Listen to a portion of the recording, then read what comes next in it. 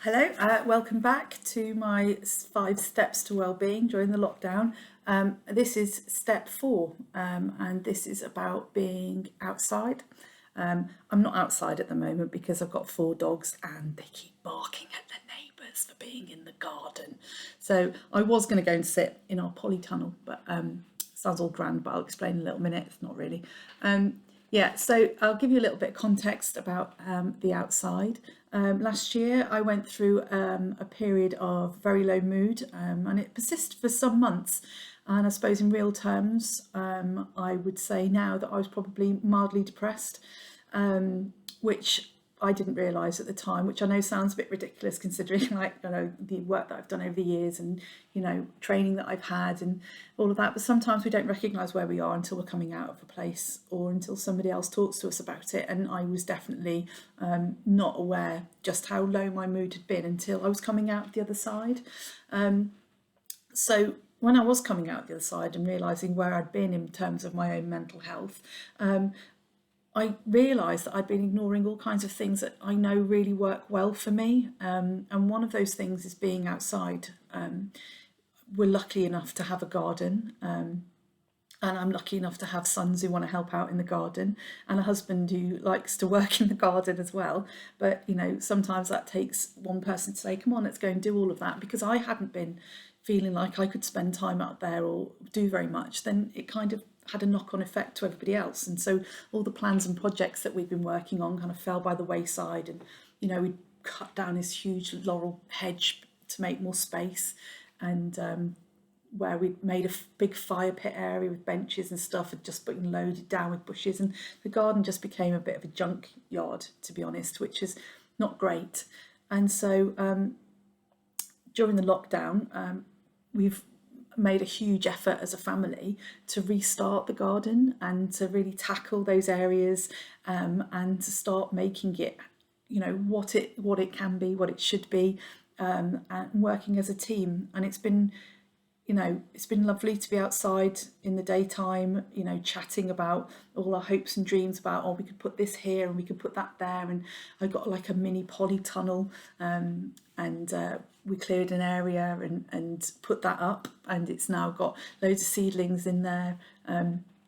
My husband got loads of seeds from Sainsbury's and I planted like tomatoes and stuff.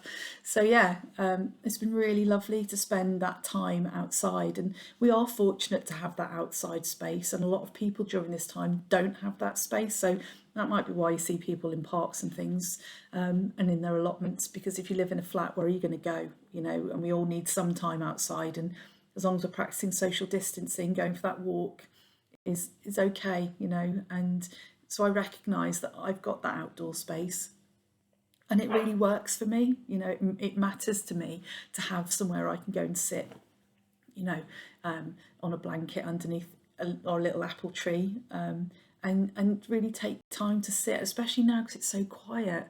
All the birds are singing, and last night there was owls hooting, which is just wonderful. So yeah, being outside has been like something that I've really embraced and really enjoyed, and I need to take half an hour from work. I can go and sit outside with a cup of tea. My husband will take a break from what he's doing. My son will come over and we'll have a cup of coffee, a cup of tea together and chat about what they've been doing, what we're going to have for tea, who's cooking, and yeah, it's been lovely. It's been really valuable and I feel energised by it. I feel better for it, but I will say, for spending time outside, don't forget your factor 50, especially if you've got tattoos, and make sure you're drinking lots of water. I mean, be sensible about it, obviously, but there's a lot of science behind being outdoors and what the outdoors does for us as humans. And in an article in Psychology Today, Sarah Rayner discusses the positive benefits of gardening for our mental health and well-being.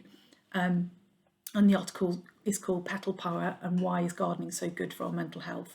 And the reasons that they look at, these 5 reasons, are looking after plants gives us a sense of responsibility. Gardening allows us all to be nurturers. Gardening helps us connect to other living things, and gardening helps us to relax and let go. And working in nature releases happy hormones, so it stimulates all the dopamine and all the lovely ones, but it reduces things like cortisol, which is like the main part of stress. So you feel like this, and also there's pheromones that come out of the earth when you're digging, and that really helps the brain. That's why gardeners are generally quite chilled out people. I don't reckon you'd ever hear Monty Don having a go at somebody like with road rage when he's all covered in dirt and he's had a lovely day digging in the garden. So yeah, partly for me, one of the things that I've been doing, little snapshots into what I can do through the day to make me feel better, make me feel a sense of well-being, and to really support my own mental health during this time. And yeah, a really important one is, and will continue to be, being outside. I don't think it's something that I'll stop doing now. And yeah, it's been great. So come back for step 5.